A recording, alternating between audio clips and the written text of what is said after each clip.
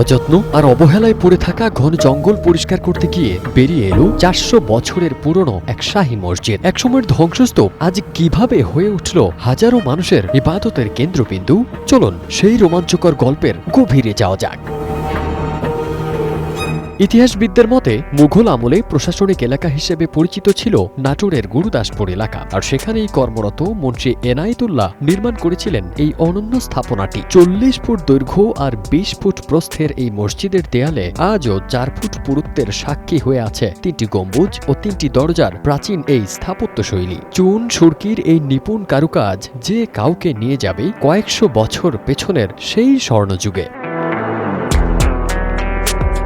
কালের বিবর্তনে এই মসজিদটি একসময় জঙ্গল আর ঝোপঝাড়ে পুরোপুরি ঢেকে গিয়েছিল। স্থানীয় বাসিন্দারা জানান 47-এর দেশভাগের পর এখানে বসতি গড়া মানুষরাই প্রথম এই মসজিদের সন্ধান পান। আমরা জানি যে বহুদিনের মসজিদ।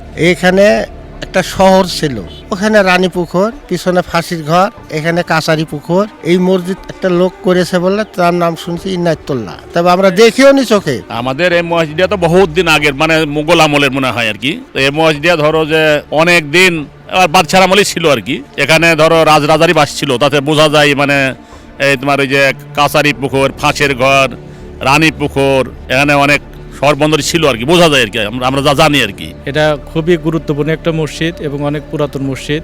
অনেক বয়স্ক মুরব্বীরাও এটা সম্পর্কে মানে ধারণা তাদের জানা নাই, অনেক পুরাতন। এটা জঙ্গলে ঢাকা ছিল, তো এটা পাওয়ার কারণে তারা সংরক্ষণ করে নামাজ পড়তেছে এবং আমি মাঝে মধ্যে এসে এখানে নামাজ পড়ি। অনেকে বলেছে জিনেরা তৈরি করেছে, অনেকে বলছে এমনিতে হয়েছে, অনেকে নানান ধরনের মন্তব্য করেছে। আসলে আমি সঠিক জানি না, কিন্তু আমার দাদা কিংবা তার মুরব্বী যারা ছিল তাদের কাছ থেকে আমি কিছুটা শুনেছি যে এই মসজিদটি আসলে অনেক পুরাতন।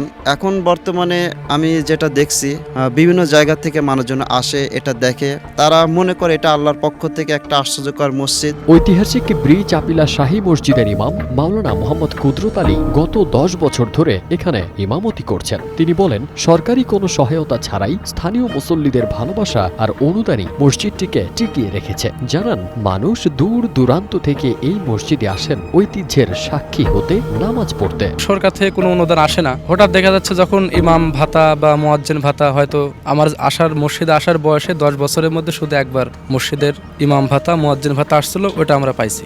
এরপরে মসজিদের যে বেতন আমাদের ফিক্স করা আছে মসজিদের ফান্ড থেকেই দেওয়া হয়। সরকারি পৃষ্ঠপোষকতা না থাকলেও স্থানীয়দের আন্তরিকতায় আজও প্রাণবন্ত এই মসজিদ। ছোট্ট এই স্থাপনাটি আজও কালের সাক্ষী হয়ে দাঁড়িয়ে আছে চাপিলা শাহীবাজার এলাকায়।